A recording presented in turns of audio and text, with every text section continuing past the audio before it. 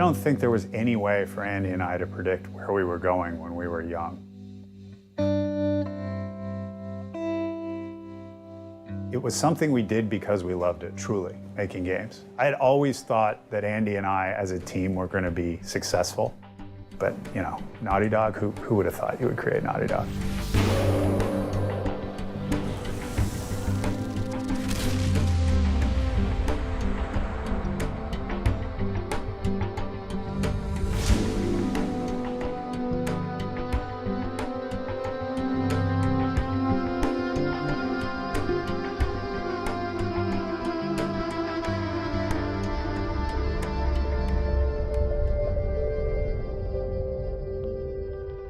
Jason and I met when we were 12, and we were sort of video game fans, and we were early computer owners. We both had Apple IIs. I had an Apple II Plus.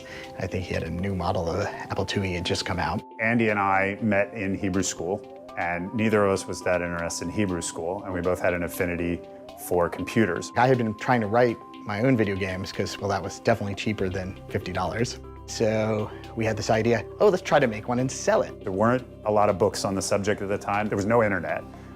So you had to kind of learn on your own. And if you found somebody that you could talk to that might have more answers than you, it was very helpful. Andy had the answers. My games, they're programmed pretty well and they're fast and I know assembly language and stuff, but they look really bad. And his games looked really cool, but they kind of crashed and did weird glitches. And I'm like, why don't I program it and you draw it? We just sort of started doing that. It wasn't like, oh, let's found a video game studio. Beats mowing lawns. If you asked our parents today what they thought of what we were doing back then, they would say, oh, we pushed them to make games, we were very supportive. Nobody thought like that back then. Nowadays, it's awesome. You're 15 years old, you've sold an iPhone game, you're a hero, you tell all your friends. Back then, you were a geek. I mean, you were on computers. What were you doing? So we spent, a year and a half, making this really actually pretty exact copy of Super Punch-Out before actually getting into the question of which Jason's intellectual property lawyer father informed us, well, no, you can't sell that. And so again, we're like, let's do a more regular game. And I had gone on a ski trip and decided to make a skiing simulator, which utterly failed to recreate skiing, but was actually a pretty fun game. The goal was to get to the lodge at the bottom and meet up with the babes. I was a very bad programmer, but a decent artist. So I took it to Andy, and Andy said, oh, I can make that better. So he made it better, and we ended up with a game that was actually pretty fun. So we used this graphics toolbox that, it was from this company in Michigan called Vaudeville, and they had this little license thing where you could license it for like $150. And they said, you can definitely publish this. You had to get permission from them to publish it using their tool set, but we'd rather publish it for you, and we're national. And we were like, cool, we're 15, that's awesome. And you'll pay us? And they're like, we'll give you $250. We're like, whoa, we made it. So that was actually published in a real box. It was not the most glamorous box or anything, but there was this real excitement, ooh, it's like a professional thing, your name and lights of sort. Ski Craze probably sold 1,000 units, but we made a few $1,000s off of that. And keep in mind, this is 1985, 1986, and today's dollars is probably $2,000, $3,000. That's a huge amount of money for a 15-year-old back then. And we were rolling in it. I mean, we were pimping. We thought we really should be bigger than this. It was pretty obvious, Electronic Arts, which was sort of new and not public yet, and was very sort of pro game designer. So we called the front desk, literally. Oh, you've made some games? Well, FedEx us your games. So we FedEx them the games, come back and they're like, yeah, we'll make a game with you. What do you want to make? And so we started making games for EA. And to make it sound easy, it actually was that easy. We just cold called. How's $15,000 and 10%? And we're like, cool. And it progressed and it kept rolling. And the last computer my father ever bought me was the first one he bought me.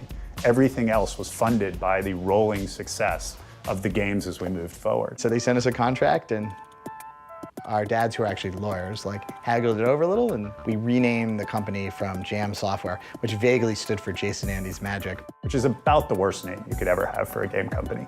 But we stuck with it for a couple of games when we were working with Vaudeville, because that's just what we had come up with. When we started working with Electronic Arts, Trip Hawkins said, we looked, and this name is actually taken, so you need a name.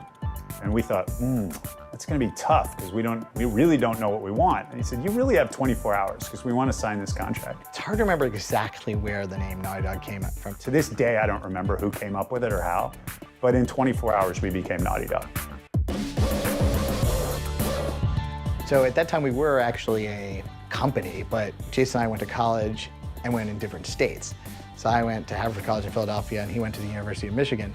So we were doing this all by the phone, which meant for very large, long-distance bills, and that the baud rate of our modem was like, our modems was rather essential. But the distractions of actually going to college were more significant. Assignments, girls, parties, and whatnot. Even so, they were like, well, what are you gonna do for your next game? And we had a pitch.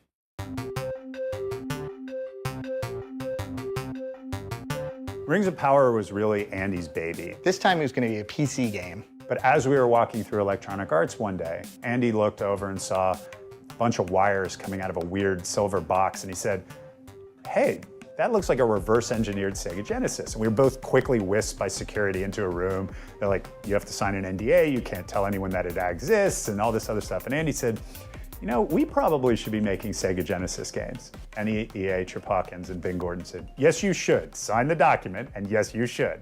So we became Genesis developers almost by accident. So Rings of Power sold 100,000 or 95,000 cartridges, and it was probably actually the most complicated and involved role-playing game like ever done on a cartridge machine. EA can only print so many cartridges. So they called us up and they said, we have good news, we have bad news. The good news is you're sold out and everyone loves your game. The bad news is we're not gonna print anymore. We're printing Madden instead. We came out the same month as Madden, and they were selling out of Madden completely. So if you can only print so many games a year, you don't say, well, I'll sell this, sell to these people, I'll sell to these people. You say, how can I make the most money? And the way you make the most money is you only print Maddens. And that really killed our buzz. And we decided to stop working on games. Andy went to MIT to study artificial intelligence at the computer science department. And I moved to California to learn how to surf and to get into the special effects business. But somewhere midway in that year, maybe 6 months later, and this is the beginning of '93. 3DO started up, existed, and Trip Hawkins called us up and said, you guys should be making games. Trip could sell you a turd. Trip's a very good salesman.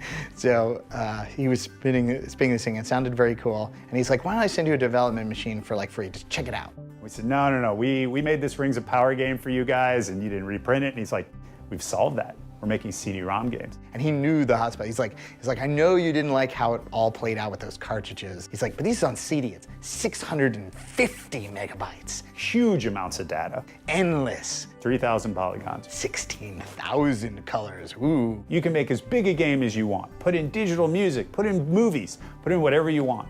And it does 3D. We're like, whoa. It's a grand new world. And within a month, we were back into making games.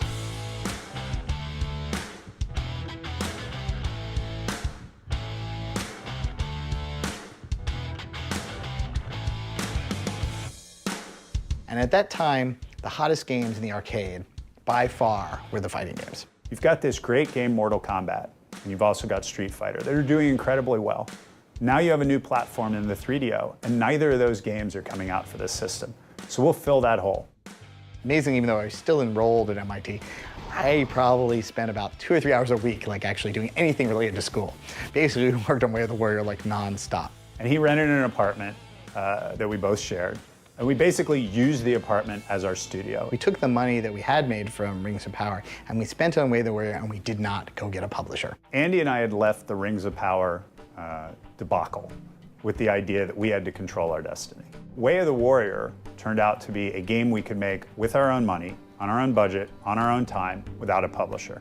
So when the first trade show came out, we were the only unsigned project. There are all these publishers and they're like, oh, who's publishing this game? Like, no one yet. We're looking for a publisher. And that was a very unusual circumstance for them because they were used to having to put up money for more or less an idea and a team. And instead they got to see what they were getting here. So a bidding war started.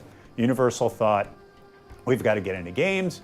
We should go out, we should acquire some good studios, bring them onto the lot. They had offered us this deal that was too good to turn down, which was called a housekeeping deal, which they're like, move out to California and we'll give you offices on the Universal lot next to Spielberg, and they're free. We'll give you a secretary and like phone and internet and all that. It's all free. And I remember when I convinced Andy to leave graduate school, his father said, "That's the dumbest thing you're ever gonna do. You're leaving MIT, computer science with a master's degree. You could go for your PhD. This is a bad move." And so we moved out to California to work on Universal Studios backlot and started working on what ended up becoming Crash Bandicoot.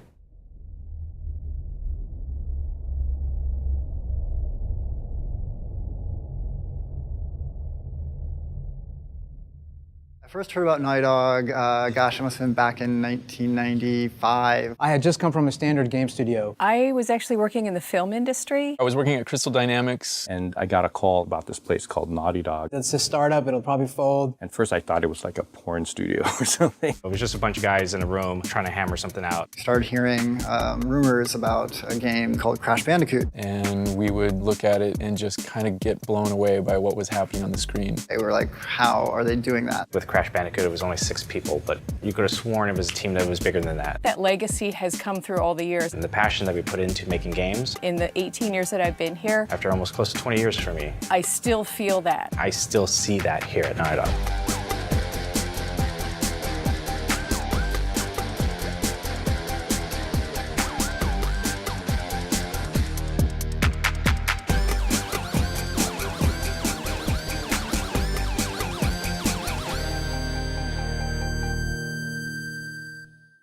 So I first ran into Andy and Jason about 20 years ago now, when they were in the process of packing up everything and taking the big drive from out east to set up shop on the lot and start making games for Universal. Way of the Warrior was our last garage game. It had its problems, but it taught us a lesson, and that lesson is there's a marketplace, and the market wanted a fighting game, and it wanted it on 3DO.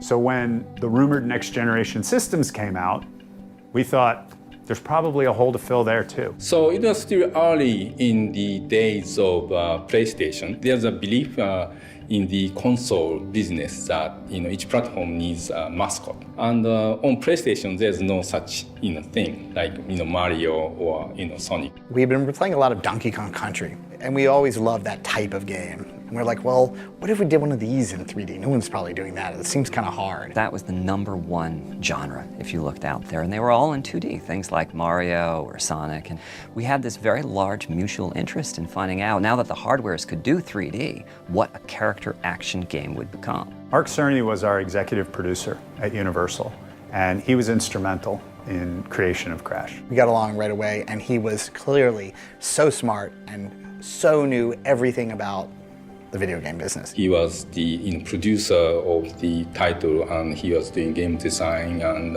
helping the all aspects of the development. And of course, behind Mark was Naughty Dog. First big conversation we had was staffing. Is Andy and Jason were used to doing titles, just the two of them. And we thought about it, and we thought, it'd be really nice to have employees, people to work with us, a team. And they thought they'd staff up to 5 people, but that they'd do 2 titles. So really the first conversation was, no, let's spend the money, let's focus on one game, let's staff up to huge levels. And we hired our first employees, and some of them are still here. The studio culture back when I started was crass. But it was a lot of fun. I was about 10 years older than everybody else and the only woman. And they kept saying things like, yes, she's a naughty dog, she's a dog. And I remember, though, it was kind of funny because Jason Rubin compared me to Jane Goodall and said that I was there just to see the male developers behave. Jason and Andy were both very charismatic guys, very self-assured and very confident, and they were talking a big game. There was an air of confidence that you could really feel. Like you knew these guys had a vision and they knew how to get there. Andy's the brains and Jason's kind of the passion, and those two guys together were, dynamite. They were the visionaries, and they definitely conducted the orchestra. It was a very small orchestra. It was like a garage band at the time. And we all sat practically in the same room, and communication consisted of, looking over your shoulder at the guy sitting next to you, or maybe looking over your shoulder at the guy behind you. Communication just was easy. Historically speaking, the team for Crash Bandicoot was huge. 7 people on one project. And we spent almost $2 million, if you can imagine that. It was in Hollywood, but when you visit the Hollywood office, was these indie guys working around the clock. I was used to working with thousands of pixels, and Jason Rubin said, I want you to do a texture for this wall, It has to be 32 by 32 pixels. I was like, you want me to do what? With what? It was unbelievable to me. I mean, of course, we now have projects with 300 people and we spend $100 million. But back in the day, Crash was the high end of what was being spent on video games. From the very beginning, and with no justification, we decided we were going to take on the best game makers in the business, including Miyamoto himself. And we thought we're going to make the PlayStation mascot. The 3DO was clearly sort of not winning. There was no competition, actually. It was losing against itself. And you had Sony, who was a new contender, but they seemed to be taking things really seriously. The machine was kind of clean and quite simple, and they didn't have a character mascot. With no urging or even communication with Sony, we started working on the title that we were convinced was going to become their mascot. Halfway through, we sort of slipped a tape to the head of Sony Computer Entertainment America. From Sony's standpoint, it was this weird thing out of left field that they were asked to look at a title that had over a year of production on it. The game was already past the alpha stage, meaning that game was fully playable from beginning to the end. And the Sony Computer Entertainment America saw the potential, huge potential of the title. So they sent somebody down, and there was Crash. And it was amazing. And nothing really had that kind of polygon draw level. They thought, this is a hole that we need to fill. We don't have a Mario. And so they kicked out, I forgot what title, but they kicked out another title that they had and put us front and center at the corner of their booth on more monitors than any other game, right across from Mario. And suddenly, we went from working on this game that we thought we'd be the mascot to, oh my God, Sony is actually putting us up against Mario. Crash ended up being the centerpiece for this very scrappy marketing campaign that Sony did. I mean, the guy in a suit. And it's not Crash Bandicoot, it's a guy wearing a Crash Bandicoot suit out in front of the real Nintendo headquarters taunting them. Even though Crash was never actually a mascot, he represented the system. 1 in 20 PlayStation titles that was sold was a Crash Bandicoot title. We thought Crash would do pretty well. We didn't anticipate it being the #1 brand for PlayStation. It just kept on selling and kept on selling and didn't slow. In fact, it gained. Crash was huge. Crash, of all the characters that we created, Crash was the biggest. The success of Crash Bandicoot was something we both planned for and hoped for, but never perhaps really expected would actually happen as big as it did, even though it went exactly according to plan. And we were doing press, and we were having interviews, and things that had never happened in the past with any of our other games. But we were already behind schedule for Crash 2. And then we were behind schedule for Crash 3. We went from one crunch to another, which was the flip side of success. But now money was really starting to come in, and so Naughty Dog went through explosive growth.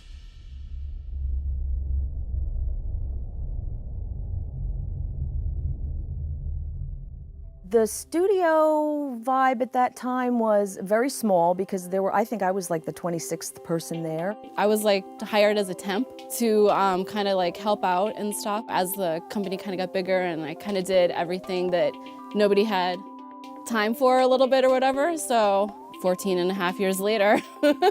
We were growing very quickly, as the industry was. With the PlayStation 1, certainly you wanted to do the games on low budget, and you could because they were relatively small games compared to what was being done today.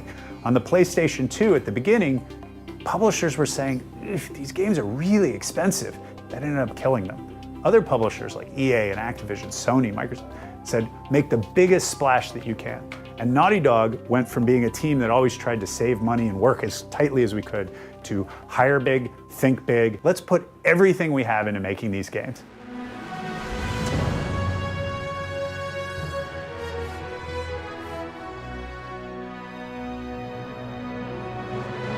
There was a technological leap. You could do a lot more in PS2 than it was in PS1. It let us really expand our design goals. We don't have any warp rooms or any of the things that we had. We wanted to stop building levels and build worlds. And so for Jak and Daxter, we wanted to take on that challenge. No load screens in the entire game. One massive, perfectly connected world. The Jak pitch was incredible. And you saw like just this depth of vegetation and all this life, and you're blown away because you've never seen anything like that before.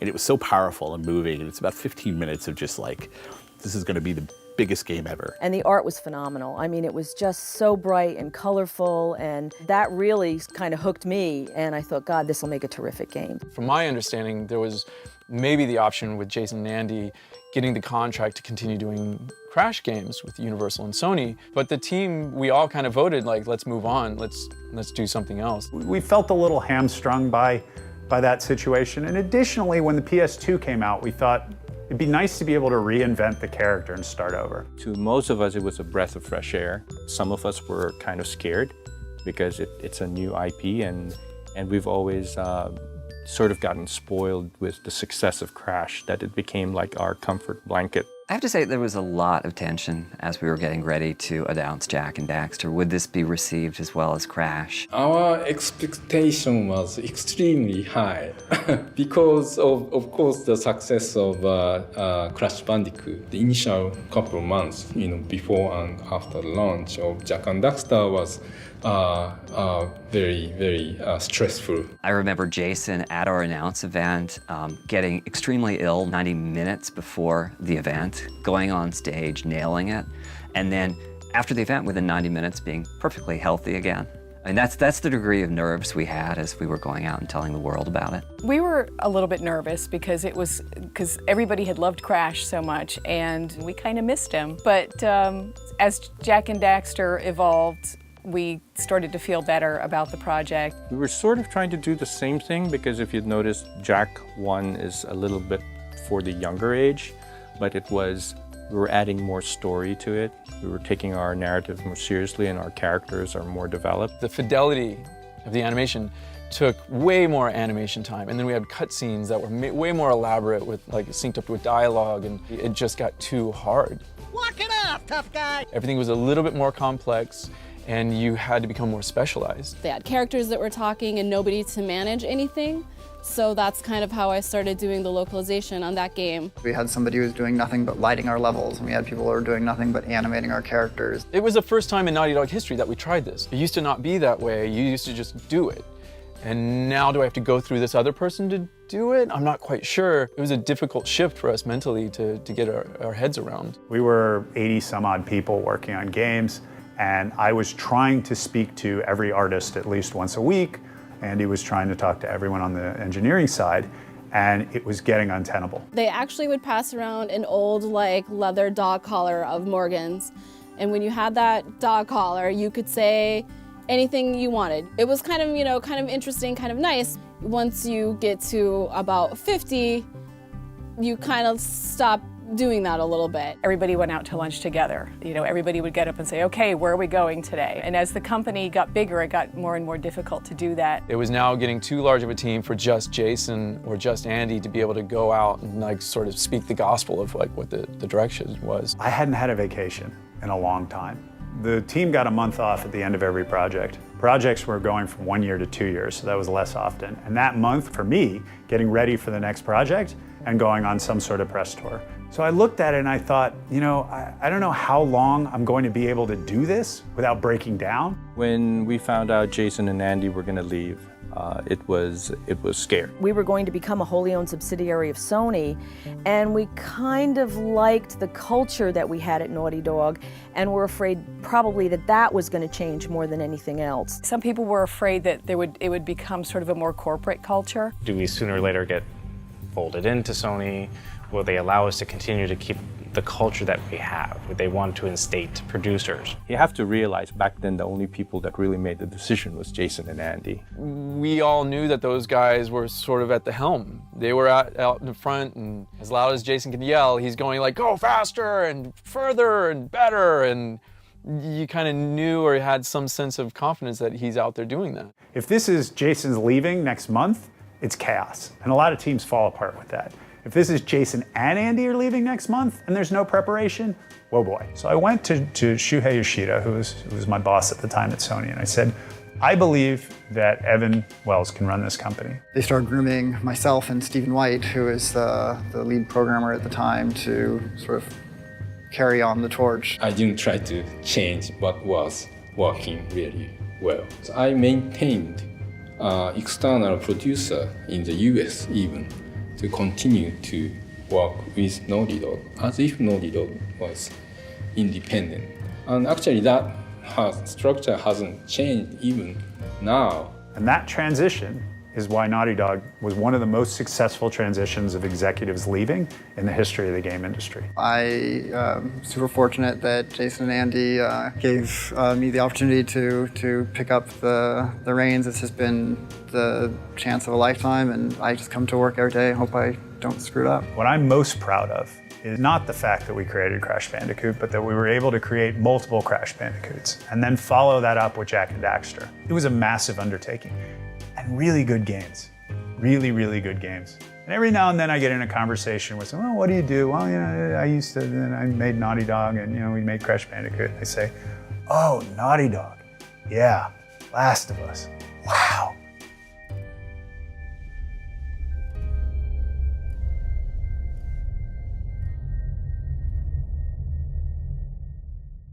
So, I mean, really, if we look at the history of Naughty Dog, I think we're seeing a time when Andy and Jason were running the company, and Jason was the very strong personality that anchored it. And then the last 12 or so years where Evan Wells and Christoph Balestra have been anchoring it. And very different approaches, very different products. Marjorie from France, and the first time I heard about Naughty Dog was just when I was playing Jak and Daxter, and I was like, I want to work with those guys. Christoph grew up in the mod scene, and he was self-taught. It's awesome, right? Like, Christoph worked really hard. He had the respect of everybody around him. People knew automatically who he was going to be. I started here working on Jak 2 just as a gameplay programmer. My English was just absolutely awful. A couple of days in, just like Stephen White, who was the program director, just introduced me to Evan Wells, and he said, hey, you're gonna have to work with that guy. Evan started talking to me.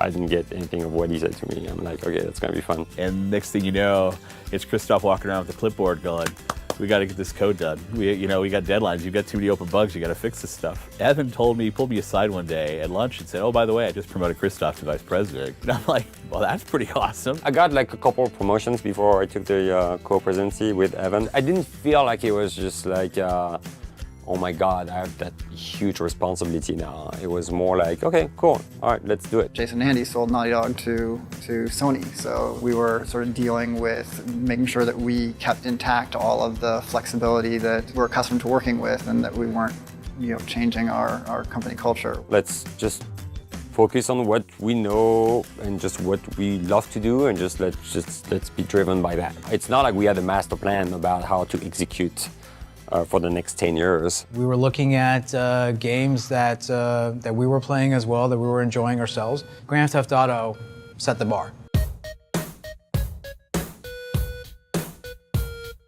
And it ushered in the era of the mature gamer. As the genres of games were getting like more serious and open world, I think with Jak and Daxter, that story, we tried to like mimic that a little bit, but in our fun, cute, like Jak and Daxter kind of way. We were doing our best to keep Jak aging up and maturing with that audience. But, I think we were kind of hamstrung with the direction we picked at the beginning. It was a realization, I guess, that the demographics we were running after was also getting older. And you can see Jak getting closer and closer to human proportions, and his weaponry going from kicks and punches and the like, shooting eco, to machine guns and pistols. Thought, okay, well, shooting's pretty fun, so we should throw shooting in there too. So we were starting to, I think, just glom onto a lot of ideas that were out there at the time. I hated that. I hated all of that stuff. I remember some very heated arguments in the studio about the kitchen sink. What was hot on the market at the time, and the conversations were sort of like, let's add a hoverboard, let's add a mech. The best decision I think we made for Jak 2, though, is we gave him a voice. You talking to me? Yeah, you talking to him? We were convinced that giving the protagonist a voice would somehow prevent you from immersing yourself in the role of the hero. And then once you saw sort of like a heavily story-driven and a fleshed-out world that had all these other characters, you wanted your protagonist to speak. And you can tell Daxter to shut up every now and then, because Jesus, Daxter. We knew we wanted to actually continue that arc and get into realistic storytelling with real human beings in real-world settings. That really kind of was where everything was going. People were sort of getting out of the cartoony kind of stuff, because now, you could do more with the game engines. It's like, why not try it? By the time we got to the last Jak game and we did the racing game, It felt like Jack had kind of run its course, and we were ready for something different.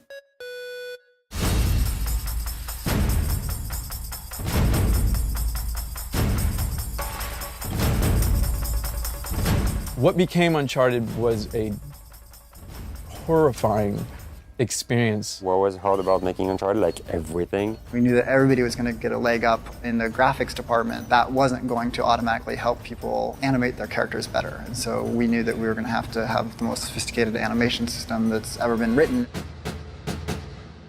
We had no idea how we could achieve just any of what we wanted to do. It was like extremely difficult. Our eyes were so big and our stomach was so not ready for what was the reality of the PlayStation 3. It had taken maybe 6 months to get up to speed on PlayStation 2, but with PlayStation 3, we'd spent over a year trying to learn the new graphics technologies and trying to learn how to use the SPUs for world simulation.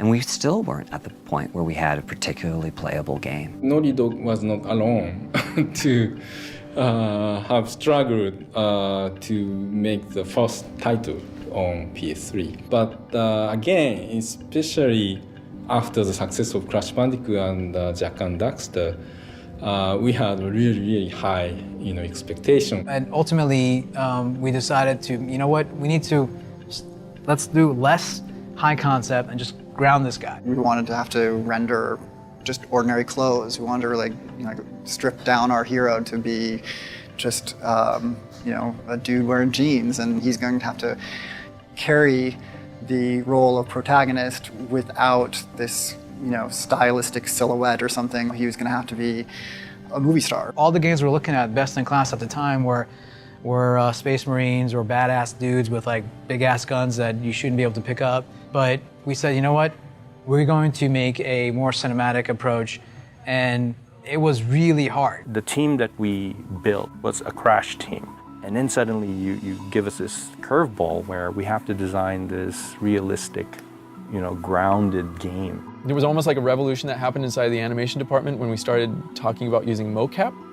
Mocap was like a big controversy at Naughty Dog. We did a lot of tests early on, and the hand animated stuff it just wasn't grounded enough. It didn't have that sense of weight. And I think there was only one piece of software at the time that was actually specialized in mocap animation. And so we had to hire somebody just to work on that software to try to translate how the hell to use that data, because we didn't know. The technology wasn't working out for us, and we wasted probably 6 or 9 months on a path where we basically had thrown all of our tools out and rewritten everything. At the time, it's like, yeah, throw everything out. We're awesome. We'll remake everything.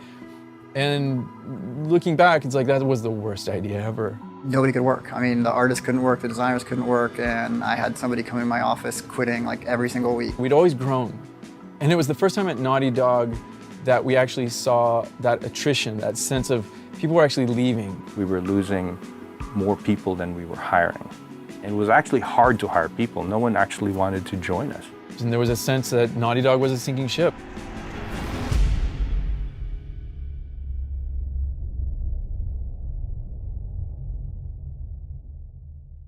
We were struggling to make sure that we, kept everything on the rails. It was dark. I thought that, this could be the end of Naughty Dog.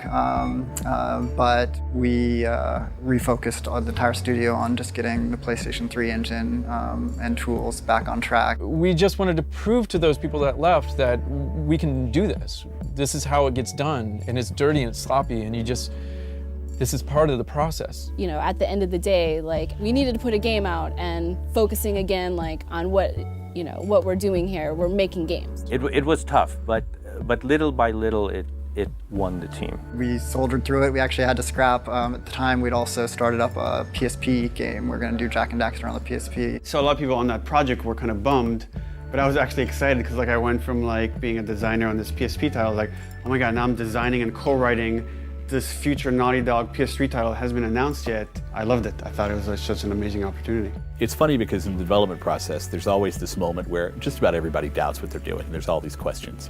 And it stays for months. And you have to fight through that. It takes great leadership. It takes people like Evan and Christoph. And once you get to that first milestone where you have that first vertical slice where everything is coming together and people can truly see what's going on, the whole morale of the studio changes and everybody gets it. But you have to fight to that point where people get it. Man, it wasn't until the final hour. It wasn't until literally you could sit down and play the game from front to back, start to finish. It was such a refreshing moment to sit there and play the game and actually feel like we did it. We were able to ship Uncharted 1 and keep the doors open. Even though Uncharted 1 was well received, it was kind of seen as a lot of people called it a sleeper hit. I remember sitting at the DICE Awards, and Uncharted 1 was up for 6 awards. And I remember sitting next to Evan and Christoph, and we kind of laughed at the concept that we're not going to win anything, ha ha ha. But every single time an award came up, and the nominees are, and it would mention Uncharted, a little glimmer of hope popped in my heart and goes maybe we'll win this one. And then constantly, 6 times, every single one shot down, didn't win anything. And I remember at the end of that night, I wanted to prove that all the people here at Naughty Dog were the best and the tops at what they did. Usually, when you finish a game, the only thing people want us to do is just go on vacation. And it was just so different this time around, because we knew the potential, we knew tech-wise, we could do so much more.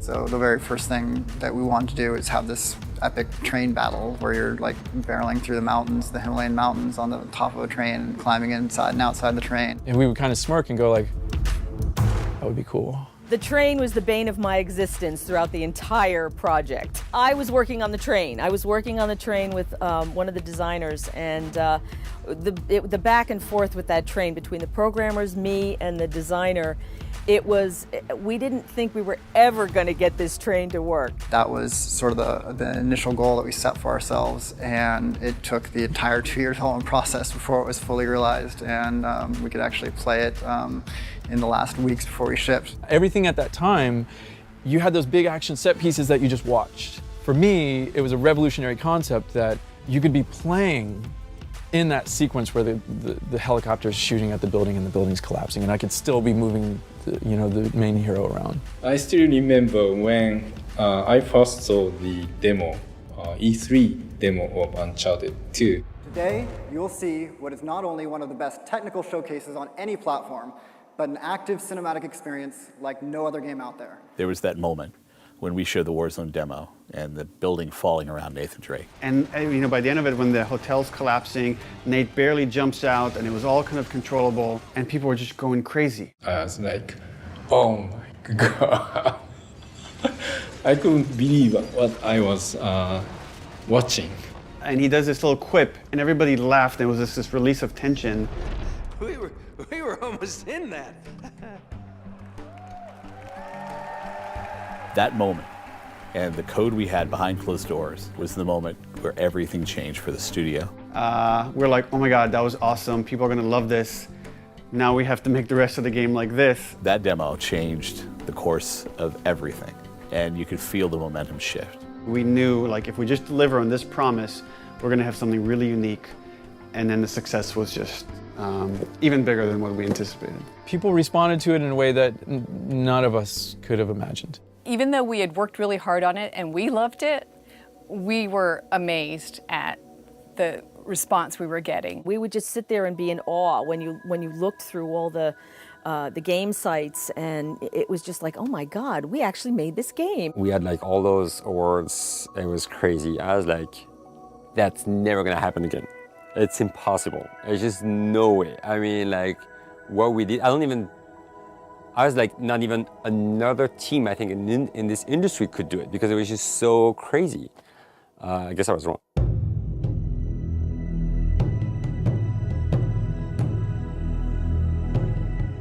Over the course of Uncharted 2, we did really develop a lot of really great leaders, and we wanted to make sure that we were giving the team an opportunity to grow and spread their wings and not sort of just get in a cycle of just churning out sequel after sequel. They asked me and Bruce Straley, who was game director on Uncharted 2, to head up a new project while the rest of the team went forward with Uncharted 3.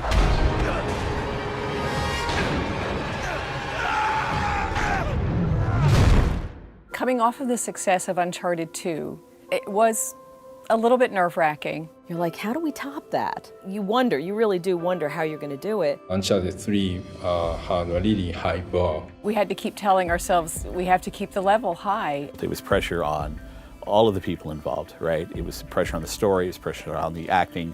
We had to out-spectacle ourselves. Uncharted 2 was more like a wow, that's awesome kind of hit, you know? And in Uncharted 3, the story became more personal. You got to see more of Nate's background and how he was as a child and how he started. So it made the audience really become more involved. The team introduced many new aspects and improved upon in what was achieved with Uncharted 2 and didn't disappoint. Coming from Uncharted 3, where you've already thought you've squeezed every performance from the PlayStation 3 and you're asked to do much better. The Last of Us was a very, very hard title to do. And we spent months talking about different kinds of games, multiplayer versus single player, minimal narrative versus heavy narrative. And by the end, we kind of like settled this one sequence in Uncharted 2 where you get teamed up with Tenzin, this Sherpa that rescues you, and how much we were able to create a bond between these two characters through gameplay. Now we kind of asked ourselves, like, well, what if we made a whole game about building a bond between two characters? So we knew from making Uncharted that we had a good idea of how to develop characters and how to parallel core mechanics in with character development. How can we take those same concepts and apply them somewhere else? You would think after doing Uncharted, which is a very grounded game, would be doing Space Marines and Final Fantasy something, but we even went more restricted and we more grounded. But we did know that there were some inherent risks there. Naughty Dog had never made a mature rated title. And a lot of people were like, wow, this is very brave and it's very scary at the same time. This was going to be a much more subtle and nuanced experience, and that it was going to have its peak excitement moments come through something other than over-the-top spectacle. I think people looked at the train sequence or the collapsing building sequence, and they're like, oh, those sequences work because you still had control and there's so much like bombast and all this stuff. But I think the key that very few people have picked up on is that it's coupled with story. We know that we can make a building collapse and we can have a rock slip out from Nate's hands and he can catch himself, and that's going to be kind of an exciting moment. But this is a different world and a different rhythm as far as the pacing and what we're trying to tell with the characters. Was this going to be fun not having a jump button? Was it going to be fun not being able to have all of those big over-the-top kind of moments? In the beginning, like any IP, the feeling was more negative than positive. I wasn't quite into it in the very beginning, but as you're going along and you're starting to see more and more of the game and you're starting to see more and more of the story, you're like, oh, okay, this is good. I was hearing things from this, from Sony, like, it's late in the console cycle for the PS3. Nobody introduces a brand new IP year 5 in the life cycle of the product. The initial forecasts for sales were extremely low. Nobody really believed in the product. Playtests weren't going so well. We got some feedback here and there that maybe there's like little moments that we could hang on to that was just like, okay, like thank God somebody said something positive. But in general, like people weren't responding too well to it. Multiplayer, was revamped almost completely 8 weeks before launch. Ellie's collision, being able to be seen by enemies, that was going and coming and going and coming, and we had one build with it in, one build with it out, one build with it in, because we couldn't figure out what was the best way to go. And then finally, in the last month and a half, we had a couple play tests where we would see people arguing about different aspects of the story or different moments in the story that affected them and which one was more powerful for them. And everybody had their sort of own play style and their own sort of interpretation of how things worked out. We had people calling days afterwards, and they would say, I can't get Ellie out of my head. 3-4 days later, they're like, you got to tell me what I missed, what else happens, like what happens to her. And this is unheard of, right? We've never had people get so emotionally wrapped up in a story before. And that was so refreshing. I don't think anybody could have anticipated the reception that The Last of Us got. We're sitting there on Metacritic and refreshing all day long on the day the embargo lifts. I mean, I was sort of in shock and I'm thinking, wow, this is so great. I wasn't expecting the commercial potential of The Last of Us to be this, big. So, another cap off to Naughty Dog team. it's amazing talent and passion to make that game. It was just very rewarding that we had been sort of the decisions that we had made to go in those directions were justified, and that our audience has matured to the point where they can really appreciate a story like that. And that's the greatest thing about Naughty Dog is like until the final hour, and sometimes to our detriment, but until the final hour and then somebody rips the disc out of our hands and say, okay, you're done, we're willing to like change it and edit it and figure it out and up to the final hour, just say like, how can we make this thing better? The fact that this company has been very much allowed to fail on their own terms allows them to succeed like no other. If you're not failing enough, that means you're not pushing hard enough, and you're not trying new things and risking new ideas. It was extremely important for Evan and I just to make sure Bruce and Neil would love like the game they would be working on, because you have to be passionate when you just direct the game. You have to 100% believe in it. If we aren't excited about developing it, then surely the gamers aren't going to be excited to play it. So it's got to be a labor of love for how hard we work on these games. I mean, it's really amazing how they've managed to balance the company goals of creating these massive titles using now hundreds of people.